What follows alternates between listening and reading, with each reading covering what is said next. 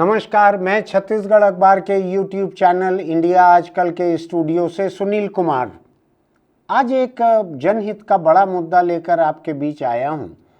छत्तीसगढ़ में नर्सिंग की जो पढ़ाई है, नर्सिंग कॉलेज यहाँ पर हैं, उनमें करीब करीब 8,500 के आसपास सीटें हैं उनमें, जहाँ नर्सें बनकर निकलती हैं, जहाँ से हालांकि निकलती हैं ऐसा नहीं है कि कारखाने से निकल जाती हैं। 4 साल का कोर्स करना पड़ता है, ग्रेजुएशन से ज़्यादा बड़ा कोर्स है वो, 12वीं के बाद होता है 4 साल का कोर्स। उसके बाद नर्स बनकर निकलती हैं लड़कियां, अधिकतर लड़कियां रहती है, इसलिए मैं उसी तरह से बात कर रहा हूं। उनके सामने एक बड़ी ही जटिल समस्या आके खड़ी हो गई है। ये कॉलेज जो हैं, जैसे कि बहुत सारे दूसरे कॉलेज भी दिक्कतों से गुजर रहे हैं, तो नर्सिंग के कॉलेज भी थोड़े बहुत दिक्कतों से गुजरते रहते हैं। उनमें 30% सीटें खाली रह गई हैं। उसकी 2 वजह हैं, उसको समझने की ज़रूरत है। दाखिले के नियम जो हैं, इंडियन नर्सिंग काउंसिल INC वो तय करती है दाखिले के नियम। जैसे इंडियन मेडिकल कमीशन हो गया है अभी, जो मेडिकल कॉलेज के जहाँ डॉक्टरी की पढ़ाई होती है उसके नियम तय करता है, ऐसे ही इंडियन नर्सिंग काउंसिल जो है वो नर्सिंग कॉलेजों में एडमिशन के नियम तय करती है। उन नियमों के मुताबिक अक्टूबर के महीने में ये दाखिले हो जाने चाहिए थे, और उसके लिए जो कट ऑफ रहता है, जितने फीसदी नंबर पाने वालों का एडमिशन वहाँ हो सकेगा, उनमें शायद 50 परसेंटाइल मार्क्स, ये परसेंटाइल थोड़ा प्रतिशत से अलग रहता है, इसको हम अभी समझेंगे। तो ये इनको लेकर एक दुविधा की स्थिति बनी हुई थी। कभी डेट बढ़ रही थी, कभी परसेंटाइल कम करने की मांग उठ रही थी कि उतने परसेंटाइल पे अब और स्टूडेंट आ नहीं रहे हैं, सीटें खाली पड़ी हुई है। इनके लिए बारी बारी से इंडियन नर्सिंग काउंसिल ये तैयार भी हुई, लेकिन छत्तीसगढ़ में 3 महीने 4 महीने चुनाव की प्रक्रिया चल रही थी, आचार संहिता लग गई थी, पिछली सरकार चुनाव की तैयारियों में लग गई थी, बाद में नई सरकार बनी तो उसको काम संभालने में महीना लग गया। अब आज हालत ये है कि छत्तीसगढ़ की सरकार दाखिले की डेट बढ़ाने को तैयार है, लेकिन अब जो कि इंडियन नर्सिंग काउंसिल जो पहले डेट बढ़ाने को तैयार थी, जिसने बढ़ाई भी डेट पहले, अब वो तैयार नहीं है कि बहुत लेट हो चुका है। अब दिक्कत ये है कि अगर 1 साल अगर एडमिशन नहीं होगा तो 30% सीटें खाली रह जाएंगी। छत्तीसगढ़ के गरीब परिवारों की लड़कियां आमतौर पर इसमें आती हैं, गरीब या मध्यम वर्ग परिवारों की, उसमें आदिवासियों की एक बड़ी संख्या रहती है, और ये निकलते ही 4 साल बाद ये काम से लग भी जाती हैं। इस पूरे मामले को समझने के लिए हमने आज यहाँ पर राजीव गुप्ता को आमंत्रित किया है। राजीव अभी कुछ समय पहले तक छत्तीसगढ़ के नर्सिंग कॉलेजों के जो संगठन हैं उसके मुखिया थे। अभी भी वो जितने तरह के प्रोफेशनल कोर्स चलते हैं छत्तीसगढ़ में, उनके कॉलेजों के वो मुखिया हैं, लगातार सक्रिय रहते हैं। आपने उनको देखा होगा, उनके बयान तकरीबन रोज ही प्राइवेट स्कूलों को लेकर आते हैं, उस एसोसिएशन के भी वो अध्यक्ष हैं। ऐसे बहुत सारे शिक्षा के मामले में वो लगे रहते हैं। राजीव, आपका स्वागत है यहाँ पर। राजीव, मैं ये समझना चाह रहा हूँ कि ये जो नर्सिंग कॉलेजों में एडमिशन का दाखिले की तारीख और परसेंटाइल, ये क्या समस्या आ खड़ी हुई है? इसमें जो प्रवेश नियम होते हैं, प्रवेश नियम राज्य अपने हिसाब से बनाता है, लेकिन उसकी जो मोटी मोटी गाइडलाइन है, हाँ, वो इंडियन नर्सिंग काउंसिल तय करती है। अब ये इनसे इंडियन नर्सिंग काउंसिल से गलती हुई कि क्या हुआ, जब इन्होंने गाइडलाइन बनाई प्रवेश नियम को लेके, जो मोटी मोटी पूरे देश के लिए बनाई, हाँ, उसमें 50 परसेंटाइल का नियम तय कर दिया। अच्छा। जिस साल बनाई उसी साल इनको लग गया, उसका राजपत्र में प्रकाशन हुआ। तो जब जिस साल उन्होंने बनाई तो उनको लग गया कि वो उनसे गलती हो गई। उसके बाद से हर साल, समझ लीजिए 2019 से, हाँ, 2019 से हर साल वो उस परसेंटाइल को रिलैक्स कर रहे हैं, क्योंकि पूरे देश में कम से कम 15 से 18 राज्य ऐसे हैं जो इस परसेंटाइल के नहीं हिसाब पहुंच पा रहे, नहीं पहुंच पाते, सीटें खाली रह जाती हर राज्य में। तो हर बार कोई ना कोई राज्य वहां उनसे अपील करता है कि हमारे परसेंटाइल को रिलैक्स किया जाए, तो फिर वो पूरे राज्य के लिए, सारे देश के लिए करते हैं। अब एक गलती में INC उसको सुधारना भी नहीं चाहती, कायदे से ये होना चाहिए कि उस परसेंटाइल के नियम को उनको पूरे देश के लिए सुधार देना चाहिए। जैसे उन्होंने एक ऑप्शन 3 साल पहले और दिया था कि जो प्रवेश परीक्षा के बगैर सीधा 12वीं के आधार पर प्रवेश लेना चाहते हैं राज्य, वो भी कर दे। तो मध्य प्रदेश पिछले 2-3 सालों से 12वीं के आधार पर ही प्रवेश दे रहा है। छत्तीसगढ़ में भी क्या हुआ, इस साल ये मामला जरूर फंस गया। पिछले साल जितने बच्चे प्री नर्सिंग टेस्ट में बैठे थे उस सारे बच्चों को पात्र कर दिया गया, जो कॉमन भाषा में 0 परसेंटाइल, जिसको राजनेता या नर्सिंग चिकित्सा से जुड़े अधिकारी बोलते हैं। 0 परसेंटाइल थोड़ा सा हल्का शब्द है, उसके कारण राजनेताओं को। ये परसेंटाइल है क्या? मुझे हमारे बहुत से लोगों को नहीं मालूम होगा, मुझको भी ठीक से नहीं मालूम है। हम लोग परसेंटेज सुनते आए हैं, परसेंटाइल क्या है? परसेंटाइल CBSE जो 12वीं में करती है तय, वो परसेंटाइल, वो भी एक स्वरूप है परसेंटाइल का। परसेंटाइल क्या होता है, जैसे मान लीजिए 100 नंबर का पेपर है, मेरे को 50 नंबर मिले तो 50% हुआ। लेकिन उस प्रवेश परीक्षा में मान लीजिए कोई 100 नंबर की प्रवेश परीक्षा हुई, मान लीजिए नर्सिंग की प्रवेश परीक्षा हुई, 100 नंबर में जो पहला बच्चा है जो या बच्ची है, जिसको अगर मान लीजिए उसको 100 में से 95 मिला, तो जो 50 परसेंटाइल है वो उसके हिसाब से तय होगा कि कितने बच्चे उसमें बैठे और 50 परसेंटाइल में कितने बच्चे कवर हो रहे हैं। मतलब 95 उसका बेंचमार्क है 100 की बजाय।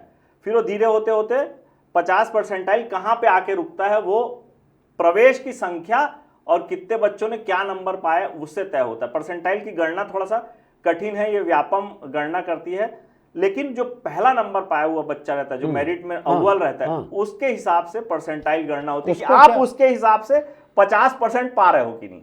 यानी उसको जो टॉप में है वो 100 परसेंटाइल हो गया। हाँ, जो टॉप में 100 परसेंटाइल हो गया, उसका आधा 50% जिसको मिला जी, जैसे 90 किसी को मिला परसेंटेज, तो वो 100 परसेंटाइल गिनाएगा। हाँ, ऐसा। और 45% जो है वो 50 परसेंटाइल हो जाएगा। ऐसा। अच्छा, यानी जो मेरिट लिस्ट टॉपर है जो है वो स्केल तय करते हैं। वो स्केल तय। अच्छा, ठीक है। तो अब छत्तीसगढ़ में इंडियन नर्सिंग काउंसिल ने यहाँ पे पहले इजाज़त दी डेट बढ़ाने की कि ठीक है आप डेट बढ़ा लो, लेकिन उतने परसेंटाइल पे 50 परसेंटाइल पे स्टूडेंट्स नहीं मिले नर्सिंग कॉलेज के लिए। यही हुआ। इसमें देखिए इस साल थोड़ा सा मामला जरा पेचीदा हो गया है। हर साल धक्का मुक्की होती है इस मामले में। नर्स, हम जब बैठते हैं अधिकारियों के साथ, हमने संशोधन के लिए भी कहा, तो मैं उनको, हम लोग पूरा संगठन जो है वो बार बार उनको समझाता है कि नर्सिंग से खराब प्रवेश परीक्षा और उसका काउंसलिंग किसी भी कोर्स की नहीं होती पूरे प्रदेश में। ये करवाता कौन है? ये चिकित्सा संचालक, चिकित्सा संचालनालय कराता है। गवर्नमेंट कराती है? गवर्नमेंट कराती है। तो गवर्नमेंट ही बाकी इम्तिहान भी कराती है, ये भी कराती है, और ये ज्यादा खराब है? ऐसा ये ज्यादा। इसमें देखिए क्या था, जैसे जो दूसरे प्रोफेशनल कोर्स हैं, जैसे B.Ed D.Ed है, वो उसकी काउंसलिंग कराती है SCRT, तकनीकी शिक्षा की तकनीकी संचालनालय कराते हैं। लेकिन उनके सब चीज ना नियम तय है। उनका एक कैलेंडर आता है कि इस कैलेंडर में अब एग्जाम हो गए, एग्जाम का जो व्यापम एग्जाम लेती है उसका रिजल्ट आ गया, रिजल्ट आने के बाद वो पूरा कैलेंडर जारी करती है कि पहले राउंड की काउंसलिंग। इसमें क्या दिक्कत है?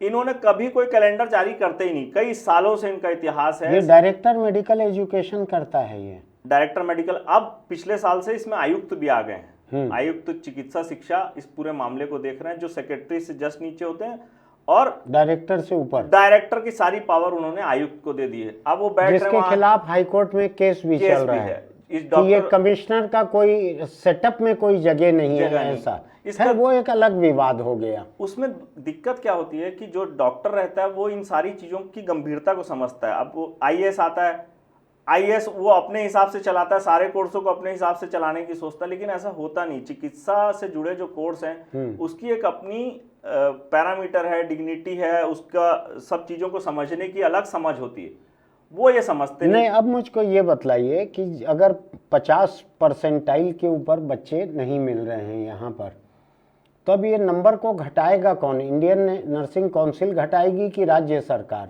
इस घटाएगी, आईएनसी घटाएगी, लेकिन इसमें दिलचस्प मामला ये है, दो चीजें इस मामले में समझने की जरूरत है।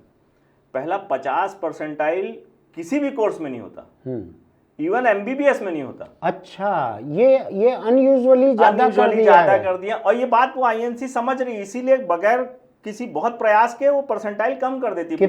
कितना कम कर देती है? पिछले साल तो उन्होंने कहा कि आप जिस उसमें लेना चाहो आप ले सकते हो, यानी जिसको एक तरह से कहीं जीरो पे भी ले, बल्कि उससे पिछले सालों में तो ये हुआ कि सीटें खाली थी, तो आपने प्रवेश परीक्षा नहीं दी है तो आप प्रवेश ले सकते हो। और इसमें देखिए खराब कुछ नहीं है, आप भले उसको 12वीं पास तो रहते हैं। हाँ, 12वीं पास रहते हैं, और प्रदेश में सारे कोर्सों में हो रहा है। जो कोर्स की सीटें खाली रहती हैं, मैं सारे कोर्सों को बहुत नजदीक से देख रहा हूँ, मेरे खुद के कॉलेज में सारे कोर्स हैं। ऐसा होता है, क्या होता है, जब कॉलेज हैं, सीटें खाली हैं, बच्चे पढ़ना चाहते हैं, तो स्टेट को क्या दिक्कत हो सकती है इसमें? बच्चे पढ़े ही रहे ना। एक दिक्कत हो सकती है राजीव, जिसको आप अनदेखा कर रहे हैं, वो दिक्कत ये हो सकती है कि आपके यहाँ अगर बिना किसी मेरिट के बच्चे अगर आ जाते हैं ऐसे कोर्स में, तो जब वो यहाँ से निकलेंगे डिग्री डिप्लोमा लेकर, तो देश में छत्तीसगढ़ के डिग्री डिप्लोमा होल्डर की इज्जत कम रहेगी। एक समय मजाक में कहा जाता था कि देश के इश्तहारों में ये लिखा रहता है कि graduates from Ravishankar university need not apply, जो सच नहीं था, लेकिन ऐसा कहा जाता था। देखिए इसमें क्या है, कोई भी कोर्स कम ज्यादा नहीं होता। मान लीजिए टीचर अनक्वालिफाइड है या कम वाला है, वो जाके पढ़ाए तो वो अच्छा है, वो भी अच्छा नहीं है। लेकिन जो 12वीं के हिसाब से प्रवेश होता है उस पर भी मेरिट तय होती है। ऐसा नहीं है कि मेरिट, मान लीजिए आप, मैं बता रहा हूँ, उसका उदाहरण मैं बता रहा हूँ कि पिछले साल हमने प्रवेश दिए हुए सारे बच्चों को पात्र कर दिया। इससे पहले 12वीं के आधार पे कर रहे थे, लेकिन इसके बाद वो जब 4 साल पढ़ता है बच्चा, तो इसमें जो बच्चा नहीं पढ़ पाता, वो बच्चे फेल का परसेंटेज बहुत ज्यादा है। और 12वीं के आधार पे किसी भी बच्ची को प्रवेश देने से, देखिए उसमें कोई दिक्कत, इसलिए प्रवेश भी 2 तरह के होते हैं, एक साइंस वाले बच्चे प्रवेश लेते हैं, एक सामान्य आर्ट्स वाले भी प्रवेश ले सकते हैं, जिसको हम लोग पोस्ट बेसिक बोलते हैं। जीएनएम में प्रवेश लेते हैं, फिर पोस्ट बेसिक। ऐसा नहीं है कि 12वीं के आधार पे प्रवेश, अच्छा आप फिर मध्य प्रदेश तो पिछले कई सालों से 12वीं के आधार पे प्रवेश ले रहा है, तो मध्य प्रदेश के लोग इस बारे में नहीं सोच रहे होंगे। असल में क्या है, चिकित्सा शिक्षा जो है, इसके प्रवेश नियम सुधारने को तैयार नहीं है। अगर प्रवेश नियम सुधरेंगे, कॉलेजों को अच्छा, इसमें ये राज्य सरकार तैयार नहीं है, कहना है आपका? राज्य सरकार का हेल्थ डिपार्टमेंट, राज्य सरकार समय अभाव के कारण चीजों में दिक्कत हो गई। हर साल ये लोग कर रहे हैं, हर साल सारे कोर्सों में हो रहा है प्रवेश। भाई सीटें खाली होंगी, बच्चियां पढ़ लेंगी, तो किसी का क्या नुकसान है? लेकिन उस चक्कर में लेट हो जाते हैं एडमिशन, कोर्स आधा निकल चुका रहता है। मैं ऑन कैमरा दावे के साथ बोल रहा हूं कि सिर्फ यही एक कोर्स है नर्सिंग जिसका बेड़ा गर्क हो गया काउंसलिंग का, और इसको सुधारने हमने इवन ये कहा पिछले साल कि चिकित्सा शिक्षा को क्योंकि उनकी प्रायोरिटी नहीं है, वो एमबीबीएस में प्रवेश ले रहे हैं, डेंटल में प्रवेश ले रहे हैं, वो बड़े कोर्स हैं, उस पर मॉनिटरिंग होती है, उसमें 100 केस कोर्ट पे जाते हैं, एक भी आगे पीछे हो तो उसमें जाते हैं। इसमें गरीब लोग रहते हैं। अच्छा, आप जो 0% एक बात मैं उस समय 0% वाली में भूल गया, केंद्र सरकार ने तो एमडीएमएस में 0% कर लिया। अब उसका क्या तक आ जाए, उसमें आप क्या बोलेंगे? ये बिल्कुल भ्रम है कि 0% वाले बच्चे जीरो मेरिट के रहते हैं। हाँ, वो भी मेरिट पे होते हैं। हाँ, आज हमको परीक्षा में बैठे सारे बच्चों को पात्र कर दोगे तो भी हमको उनको मेरिट पे ही लेना पड़ेगा। और प्रवेश परीक्षा में का मेरिट जो है, आगे की उसकी पढ़ाई पे किसी तरह का कोई बाधा नहीं है। ऐसा हमने कई बार देखा है कि जो 12वीं में बहुत अच्छा पढ़े, प्री नर्सिंग टेस्ट में उसके बहुत कम नंबर कम आए, लेकिन वो बहुत अच्छी नर्स बनी। आप एक चीज मुझको बतलाओ, आप करीब से देख रहे हो ये कोर्स, आपको ज़्यादा अच्छी स्थिति क्या लगती है? 12वीं के नंबर के आधार पे होना चाहिए कि इसका एंट्रेंस अलग से होना चाहिए? इसका एंट्रेंस होना ही चाहिए, किसी भी परीक्षा का, किसी भी एप्टीट्यूड वगैरह उसमें आंका जाता है क्या? अच्छा, इसमें एक चीज और है बड़ी, मतलब नर्सिंग का जो प्रवेश है पूरे प्रदेश में बड़ा दिलचस्प है। हाँ, इसमें नर्सिंग प्रवेश में जब मैं अध्यक्ष था तो दो चीजों को हमने प्रयास करके कराया। सबसे पहले तो पूरे प्रदेश में सिर्फ प्री नर्सिंग टेस्ट के 5 सेंटर थे, देवभोग से बच्ची रायपुर एग्जाम देने आती थी, राजनांदगांव से बिलई दुर्ग देने आती थी, सरगुजा रायगढ़ का कोई सेंटर नहीं था, अंबिकापुर देने जाते थे या रायपुर आते थे। दूसरा, इनका जो प्री नर्सिंग टेस्ट होता था, इसका कोई सिलेबस नहीं था। अच्छा, बाकी कोर्सों का सिलेबस है कि आपको ये पढ़ना है तब उस प्रवेश पर, ये सिलेबस नहीं था। फिर इस साल हमने सिलेबस कराया 48, पहली बार पूरे प्रदेश में पहली बार 28,000 बच्चे क्वालिफाई हुए एग्जाम में, क्योंकि सिलेबस बना इसका। कितने अपीयर हुए थे? 48,000 बच्चे अपीयर हुए थे। और सीटें कितनी हैं? 8,500। 8,500 सीटों के लिए 48,000 लोग शामिल हुए एंट्रेंस एग्जाम में। उसमें से 28,000 शॉर्टलिस्ट हुए, लेकिन फॉर्म सिर्फ 9,000 लोगों ने भरा। तो ये नॉन सीरियस थे बाकी लोग? नहीं, क्या होता है, जो पूरे देश में काउंसलिंग का समय होता है वो उसी जून जुलाई अगस्त में होता है। अच्छा, तो यहाँ भी हो गया सिलेक्शन, दूसरे बेहतर स्टेट में भी हो गया? बेहतर स्टेट में हो गया, दूसरे कोर्स में हो गया। क्योंकि वो 12वीं पास रहता है तो उसके पास कई सारे ऑप्शन रहते हैं कि डिप्लोमा एजुकेशन में कर ले, इंजीनियरिंग में कर ले, या फार्मेसी में कर ले। होता क्या है, इसके प्रवेश नियम भी बड़े पेचीदे हैं बीएससी नर्सिंग के। आप सिर्फ एक बार रजिस्ट्रेशन करते हो, उसके बाद वो बच्चा पूरा, आप आज की स्थिति में, आज हम जनवरी में बैठे हैं, जिस बच्चे ने जुलाई में पहली बार रजिस्ट्रेशन कराया वो आज तक वो एलिजिबिलिटी लिस्ट जो है उन्हीं बच्चों की है। अब मान लीजिए मैं उस समय भूल गया, मैंने नहीं कर पाया रजिस्ट्रेशन, या कोई कारण हो मैं बाहर था, तो मैं क्या करूंगा? तो ये सरकारी नियमों में उलझा हुआ है ये पूरा कोर्स, इसका दाखिला, सब कुछ। मुझे तो ऐसा लगता है कि हमने बीच में मांग भी की थी कि अगर आप सीरियस नहीं है, चिकित्सा शिक्षा विभाग सीरियस नहीं है, तो इसको आयुष यूनिवर्सिटी को दे दिया जाए। आयुष यूनिवर्सिटी पूरे प्रदेश की चिकित्सा शिक्षा की अकेली यूनिवर्सिटी है।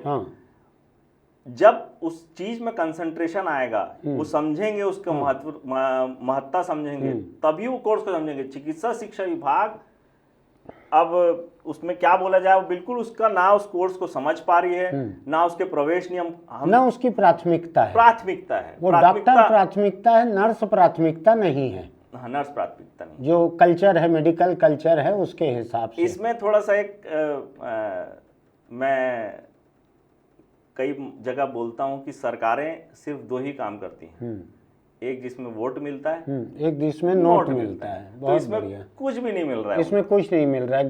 गरीब लड़कियां ज्यादा आती हैं इसमें।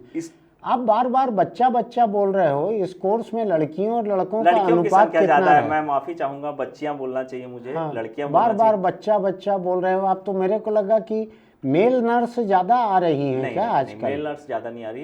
पहले सीलिंग थी 15%, 10 या 15% की, अब उस सीलिंग को हटा दिए।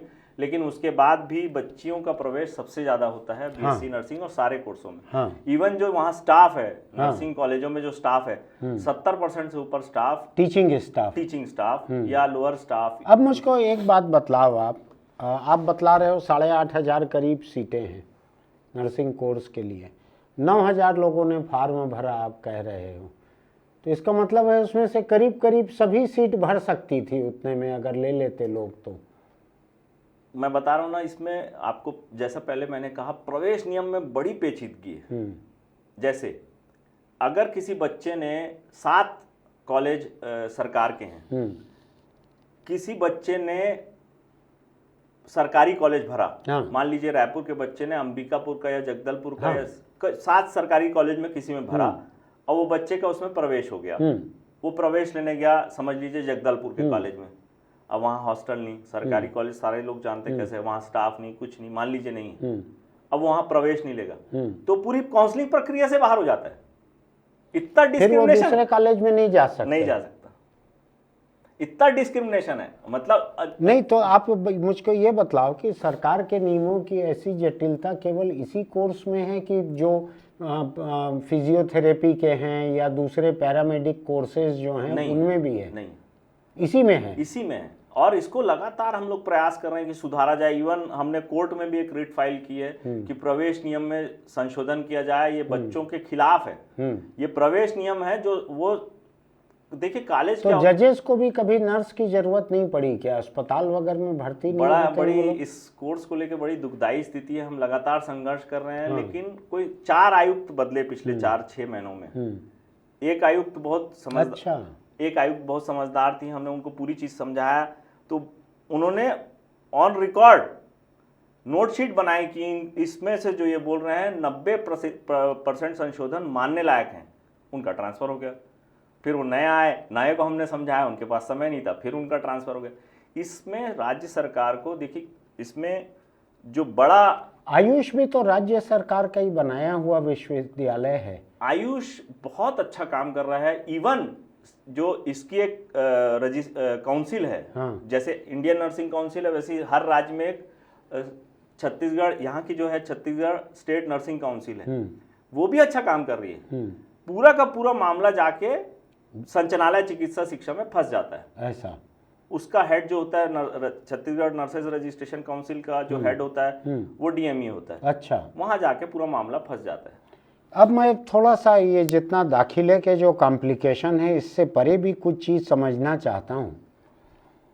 एक तो आप मुझको बतलाओ कि जैसे केरल जैसा राज्य है दक्षिण भारत का, और भी होंगे, तमिलनाडु भी शायद होगा, कर्नाटक भी होगा, यहाँ से जो नर्स निकलती हैं कोर्स करके, वो मुझको दिल्ली में, बम्बई में, सभी जगह के बड़े बड़े अस्पतालों में दिखती हैं कि ये साउथ इंडियन है। ये वहाँ क्या ऐसी खूबी है कि वहाँ की नर्सें जो हैं बड़े बड़े अस्पतालों में सब जगह दिखती हैं, और छत्तीसगढ़ से निकलने वाली नर्सें जो हैं, अभी आप बतला रहे थे बातचीत में कि उनको कुल 10-12 हज़ार रुपया यहाँ तनख्वाह मिलती है हॉस्पिटल नर्सिंग होम में। तो क्यों ऐसी नौबत है? ये फ़र्क क्या है दोनों जगह में? देखिए, ये पूरा मामला जो है डिमांड सप्लाई और उसकी शिक्षा से जुड़ा है। केरल में जो है, या साउथ के, अपन साउथ को पूरा ले लेते हैं। हाँ। साउथ के पूरे राज्यों में एक तरीके का आप समझ लीजिए शिक्षा को लेके एक ठहराव है, कल्चर है, ठहराव है। मैं आपके दर्शकों को ये चीज़ साझा कर दूं, मैं वहाँ लगातार मतलब पिछले कुछ सालों में गया, वहाँ के कॉलेज इतने सुंदर बने हुए हैं, आप अंदर घुसो तो ऐसा लगता है जैसे 6-8 फीट तक पूरा ग्रेनाइट लगा हुआ। ये अलग प्रश्न, लेकिन क्या होता है वहाँ के लोगों का उसकी शिक्षा के प्रति झुकाव दर्शाता है। जैसे यहाँ आप फीस ज़्यादा नहीं ले सकते, वहाँ फीसें ठीक हैं। फीसें ठीक होने के कारण जो कॉलेज हैं वो कॉलेज ठीक हैं, वो ज़्यादा सैलरी में टीचर रखते हैं। इसका एक छत्तीसगढ़ राज्य से जुड़ा उदाहरण बताऊं, आपके यहाँ बीएड कोर्स है। हम लगातार बोलते रहे कि शिक्षा कर्मियों की तनख्वाह 8,000 है, 10,000 है, 8,000 है, 10,000 है। हुआ क्या कि पिछली सरकार ने उनको नियमित कर दिया। अब उनकी तनख्वाह हो गई 40,000, 45,000। ये तहसीलदार की भी प्राइमरी तनख्वाह इतनी होती है।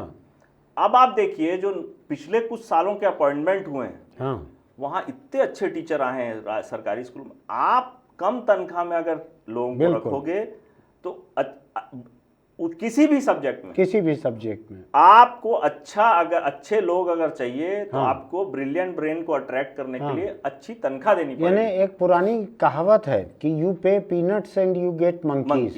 ये आपकी तो आप अगर फल्ली दोगे तो आपको बंदर जैसे ही मिला। हालांकि बंदर जो है वो इंसान से कम समझदार नहीं रहते, इसलिए वो सर्विस वगैरह भी नहीं करते, एडमिशन भी नहीं लेते, वो अपना मस्त घूमते हैं। इसको अगर सुधारना है इन चीजों को तो बहुत सारे प्लेटफॉर्म पे काम करना पड़ेगा। सबसे पहले और इसके बेहतर मॉडल साउथ इंडिया में दिख रहे हैं हमको। शिक्षा के बहुत सारे मॉडल साउथ इंडिया में हैं, जिस राज्य से हमको सीखने को मिलता है। एक चीज मैं समझना चाहता हूँ राजीव कि 8,500 सीटें आप बतला रहे हो यहाँ पर हैं नर्सों के लिए।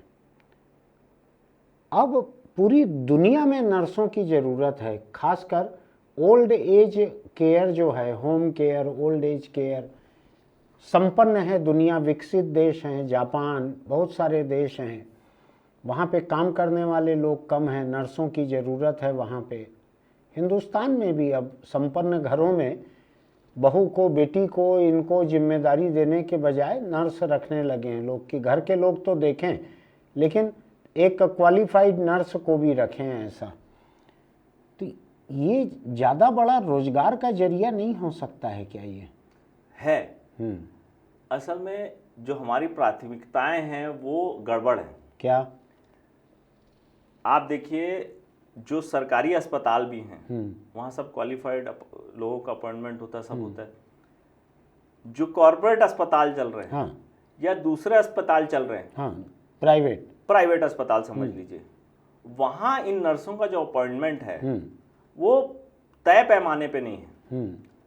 और दूसरा इन तय अस्पतालों, पैमाने का मतलब शायद आप ये कह रहे हैं कि कितने आईसीयू मरीज पे एक क्वालिफाइड नर्स होना चाहिए, वार्ड के कितने बिस्तर के ऊपर एक नर्स होना चाहिए, इन नियमों को निजी अस्पताल फॉलो नहीं करते हैं। आप निजी अस्पताल वालों से पूछोगे ना, हाँ। तो बताएंगे कि वो जो आयुष्मान में जो रेट है ना, हाँ। वो बहुत कम है। तो ये क्या है, आपको प्राथमिकताएं तय करनी। देखिए स्वास्थ्य बहुत, अब तो जैसे डॉक्टर जो हैं वो गांव-गांव पहुंच गए प्रदेश में, सब जगह आपको प्राय पाएंगे, लेकिन जो हेल्थ का इंफ्रास्ट्रक्चर है, हेल्थ का इंफ्रास्ट्रक्चर तभी मजबूत होगा जब नर्सें रहेंगी। मैं बहुत छोटा सा उदाहरण आपको बताऊं, मैं जब नर्सिंग कॉलेज खोलने गया गरियाबंद में, गरियाबंद यहाँ का ट्राइबल डिस्ट्रिक्ट है, अभी जिला बना 2011 में। तो जब मैं गया तो उस समय सांसद अजीत जोगी थे, बीजेपी की सरकार थी। तो मैं उनके पास गया कि सर मैं वहाँ नर्सिंग कॉलेज खोलना चाह रहा हूँ, वहाँ दिक्कत है, अस्पताल जो है 100 बिस्तर का अस्पताल बन गया है लेकिन उसको शिफ्ट नहीं कर रहे हैं।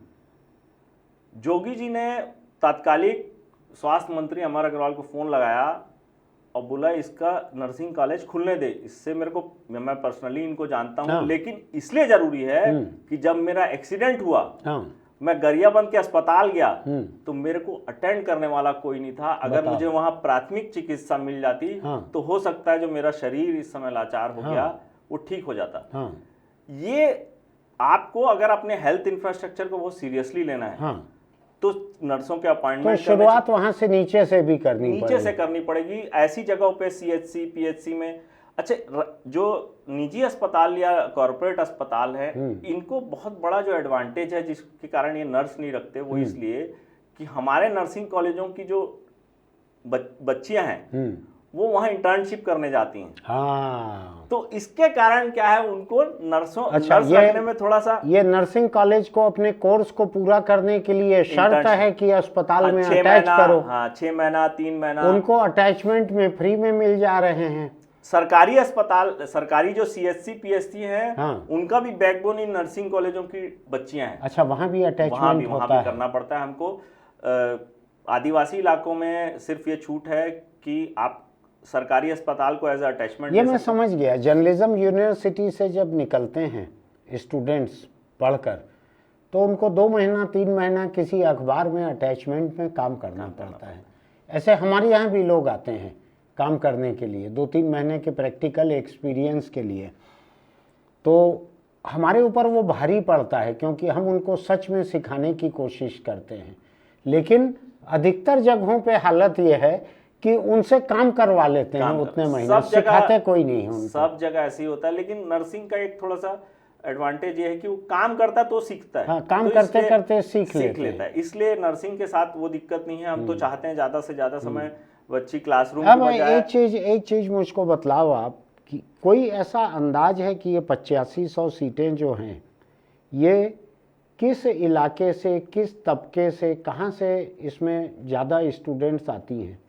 जिनको रोजगार की जरूरत है, जो परिवार चाहते हैं कि उनके परिवार के बाकी सदस्य भी रोजगार में जाएं, परिवार को सपोर्ट करें।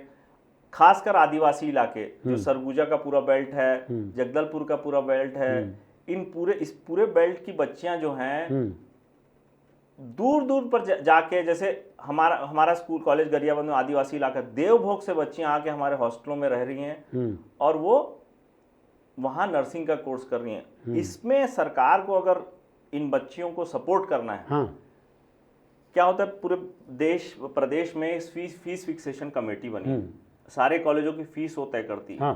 हम राज्य सरकार से मांग कर रहे हैं कि जो आप फीस तय कर रहे हो, जैसे 55,000 किसी कॉलेज की फीस तय कर रहे हो, आप बच्ची को सिर्फ 20,000 रुपए दे रहे हो। SC ST OBC की जो स्कॉलरशिप है वो सिर्फ 20,000 है। अच्छा, हमारा कहना है कि पूरी फीस नहीं देते हैं वो? पूरी फीस ये 20,000 क्या अपर सीलिंग है? अपर सीलिंग है साल की, यानी 20,0000 सरकार से मिलता है उस बच्ची को, बाकी घर से देना, और 35,000 वो अपने घर से देती है। ये बड़ी समस्या है जिसके कारण एक प्रवेश भी बाधित हो रहे हैं। इससे एक तो प्रवेश बाधित हो रहे हैं, आदिवासी लोगों को लेके जितने लोगों के मन में तकलीफ है, जो जागरूकता की बात करते हैं, आदिवासी हकों की बात करते हैं, उनके लिए ये एक मुद्दा सामने आया है। ध्यान से सुन लीजिएगा। नर्सिंग के कोर्स को करने के लिए जो लड़कियां आती हैं उनमें बड़ी संख्या में आदिवासी लड़कियां रहती हैं, बड़ी संख्या में। इसमें एक बात और जोड़ दूं, हाँ इसमें राज्य सरकार को कोई भार नहीं पड़ने वाला है। हाँ पोस्ट मैट्रिक छात्रवृत्ति जो है पूरा का पूरा केंद्र का मामला है। केंद्र पूरे आज तय कर ले ये कि मैं अपनी बच्ची को 1 लाख रुपए दूंगा पढ़ाई के लिए, राज्य तय कर ले।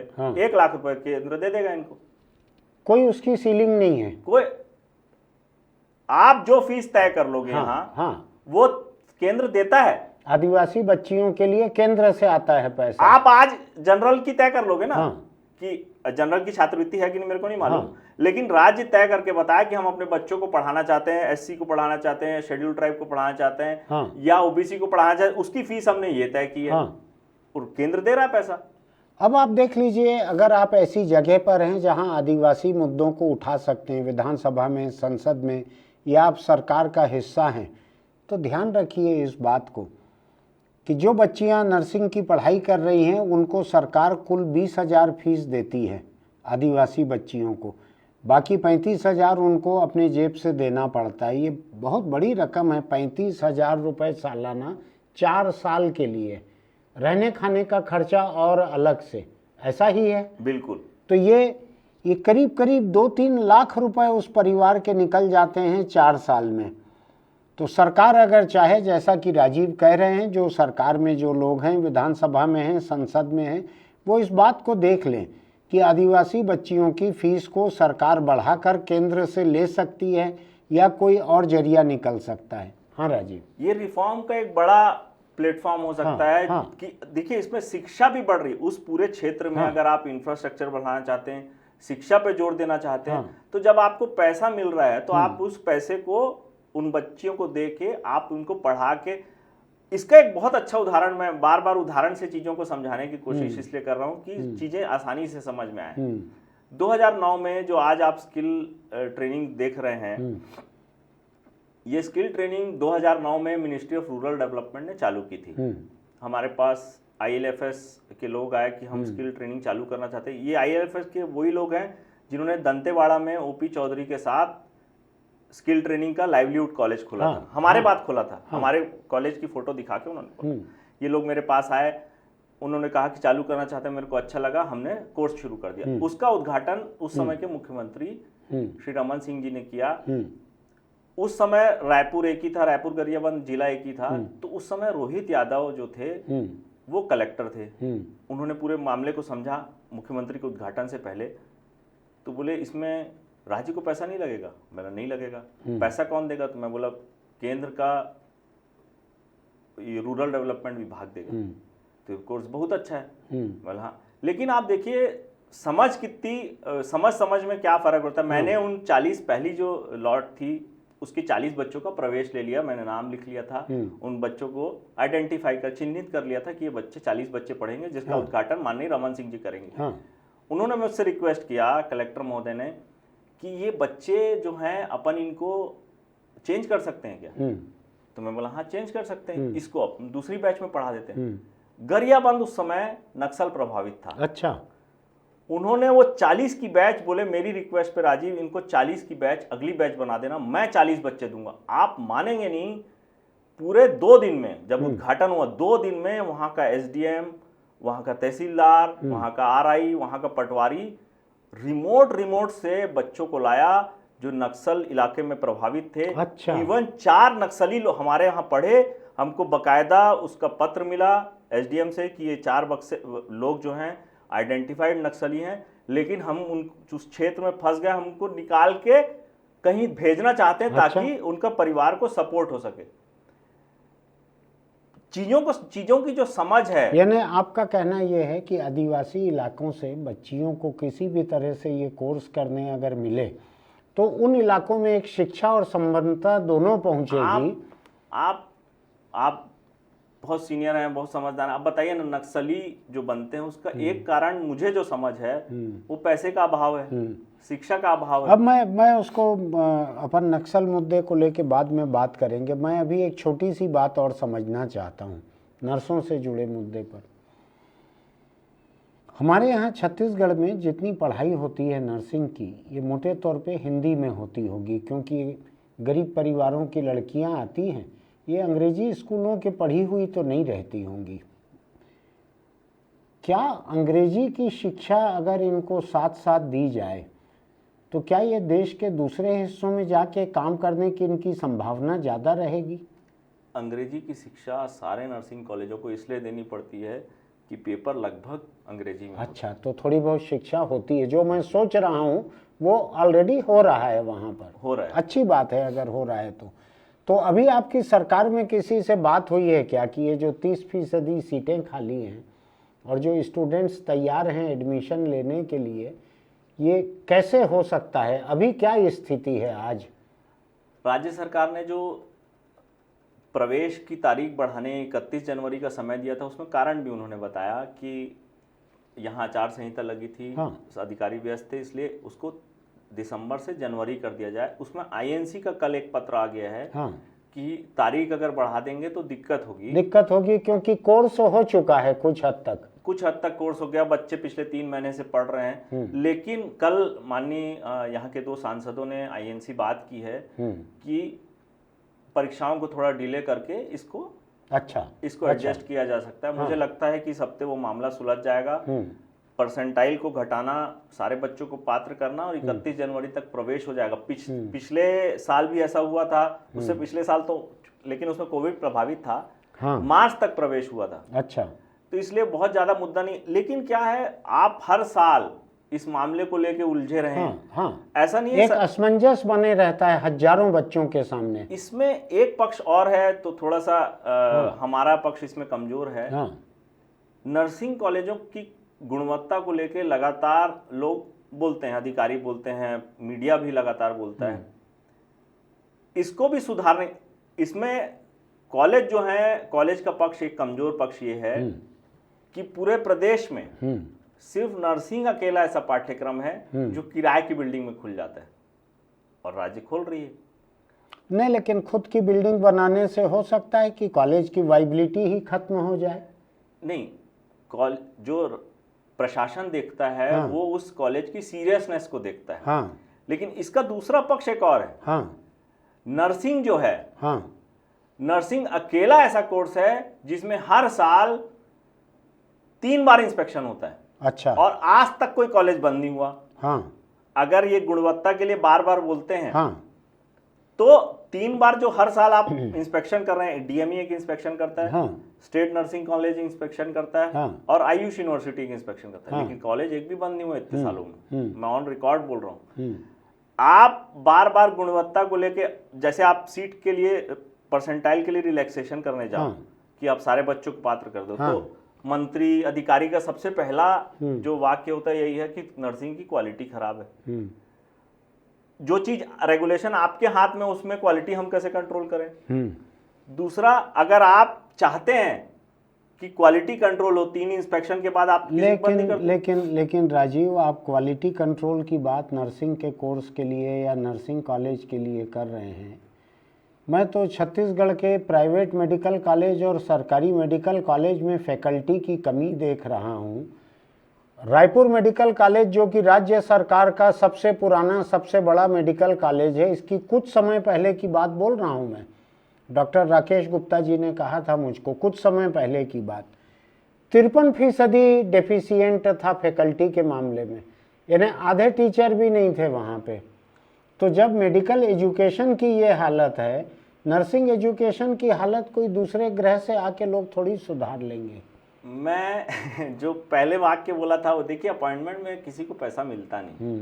आप टीचर अपॉइंट कर देंगे, आप नर्स अपॉइंट कर देंगे, आप मेडिकल कॉलेज के टीचर अपॉइंट कर देंगे, उसमें पैसा नहीं मिलता ना। हाँ। इसलिए उसके अपॉइंटमेंट की प्राथमिकता नहीं है। हाँ। जबकि आप रोड बना रहे हैं, हाँ। एक बार डामर की रोड बनी, उसके ऊपर सीमेंट की बना दिए, हाँ। सीमेंट के ऊपर डामर की बना दिए, 10-10 करोड़ की सड़कें जिसमें 10 लोग नहीं गुजर रहे, आप बना दिए। हाँ। आप समझिए, जो पूरी पौध तैयार हो रही है शिक्षा में, हाँ, ये कमजोर बहुत कमजोर हो रही है, बहुत कमजोर हो रही है। इसको लेके बहुत सीरियस होने की जरूरत है। लेकिन मैं बतलाऊं आपको, ये प्राइमरी स्कूलों का छत्तीसगढ़ का यही हाल है। इनका जब सर्वे हुआ तो पता लगा 5वीं 6वीं में बच्चे पहुंच गए, जोड़ घटाना नहीं कर पा रहे हैं। इतनी खराब हालत स्कूलों की है। दरअसल सरकार के पूरे कामकाज का एक स्तर रहता है, किसी एक खास विभाग में उत्कृष्टता नहीं बढ़ पाती। कल्चर पूरा का पूरा छत्तीसगढ़ का चौपट है। अपन उम्मीद करते हैं आगे सुधरेगा। फिलहाल आज जो सबसे बड़ा मुद्दा ये है, आपका कहना है कि आने वाले 2-4-5 दिन में हो सकता है कि एंट्रेंस की डेट, नर्सिंग कोर्स में एडमिशन की डेट जो है ये बढ़ जाए और जो सीटें खाली हैं 30%, उनमें दाखिला हो जाए। और ये एक व्यवहारिक मुझको विकल्प दिख रहा है कि एग्ज़ाम को ही थोड़ा सा आगे बढ़ा दिया जाए, चूँकि 4 साल का कोर्स है, एडजस्ट हो जाता है, तो एडजस्ट हो जाता है उसमें। देखते हैं क्या होता है। आपसे फिर हम बात करेंगे किसी और सब्जेक्ट पे। अभी आपने सुना राजीव गुप्ता, जो कि नर्सिंग एजुकेशन से भी जुड़े हुए हैं, छत्तीसगढ़ के प्राइवेट स्कूलों से भी जुड़े हुए हैं, जितने प्रोफेशनल कोर्सेज और कॉलेज चल रहे हैं उनसे भी जुड़े हुए हैं, वो जानकार हैं बहुत। रोज़ कोई ना कोई एक बयान उनका आता है किसी न किसी कोर्स को लेके। 365 दिन शाम के समय व्हाट्सएप आता है मुझको, मैं समझ जाता हूँ ये आज फिर किसी कोर्स को लेके राजीव गुप्ता जी बयान भेज रहे हैं। ऐसा अच्छी बात है, कोई इतना सक्रिय रहे तो। और आगे हम इस बारे में और बात करेंगे कि अलग अलग जो प्रोफेशनल कोर्सेज हैं, जैसे फिजियोथेरेपी का कोर्स है, उसकी अपनी विसंगतियां हैं, उसमें भी बहुत परेशानियां हैं अलग अलग। उन पे फिर हम बात करेंगे। आज की बात इतनी ही। आप उम्मीद कीजिए कि नर्सें, हमारे यहाँ की छत्तीसगढ़ की लड़कियां अधिक संख्या में नर्सें बन सकें, क्योंकि संपन्नता बढ़ रही है। घरों में बुजुर्गों की देखरेख के लिए नर्सों को रखने का एक फैशन चल रहा है। उनकी जॉब अपॉर्चुनिटी भी बढ़ रही है, अस्पताल भी बढ़ रहे हैं, अस्पतालों में मरीज भी बढ़ रहे हैं, तो नर्सों की ज़रूरत अधिक है। इसलिए हमने आज इस कोर्स के बारे में ये बात की है। हम आपसे फिर मिलेंगे। आपको अगर हमारी ये बातचीत अच्छी लगी तो इसको सब्सक्राइब कीजिएगा, चैनल को नोटिफिकेशन की बटन दबाइएगा, लाइक कीजिएगा, टिप्पणी कीजिएगा इस मुद्दे के बारे में आप क्या सोचते हैं, हमारे प्रोग्राम के बारे में क्या सोचते हैं। दोस्तों को लिंक भेजना चाहें आप उनको भी भेज दीजिएगा। हम आपसे फिर मिलेंगे। एक छोटी सी अपील ये है कि अगर आप दुपहिया चलाते हैं तो हेलमेट लगा कर रखा कीजिए, उसमें बेल्ट लगा कर रखा कीजिए नीचे, नहीं तो कोल्ड ड्रिंक की बोतल के ढक्कन की तरह हेलमेट सबसे पहले गिरेगा दूर किसी हादसे की नौबत में। अगर चौपहिया पे चलते हैं, कार में, किसी दूसरी गाड़ी में, तो सीट बेल्ट लगा कर रखिए। ये नियम ट्रैफिक पुलिस की जान बचाने के लिए नहीं है, ये आपकी जान बचाने के लिए है। इनको तोड़कर हेलमेट को टांग कर चल रहे हैं, ये ठीक नहीं है। आप मौत को धोखा नहीं दे सकते, ट्रैफिक सिपाही को धोखा दे सकते हैं। फिर मिलते हैं।